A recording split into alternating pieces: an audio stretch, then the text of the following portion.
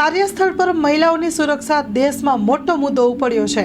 કોલકાતાના rape murder કેસમાં પ્રિયંકા ગાંધીએ સીએમ મમતાને કરી છે અપીલ। કોલકાતાના આરજીકર મેડિકલ કોલેજમાં 9 ઓગસ્ટના રોજ એક ટ્રેની મહિલા ડોક્ટરની રેપ બાદ હત્યા કરી નાખવામાં આવી હતી। ત્યારબાદથી આ મામલાએ વિરોધ પ્રદર્શન વધી રહ્યું છે।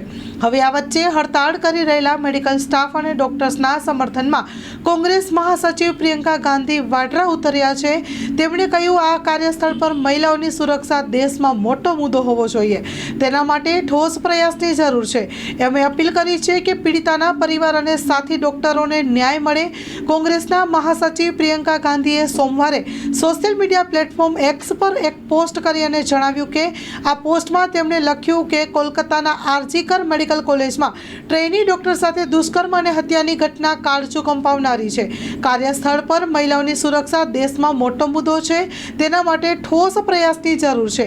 આવી સ્થિતિમાં રાજ્ય સરકારને અપીલ છે કે આ મામલે ઝડપી અને કડક કાર્યવાહી કરવામાં આવે।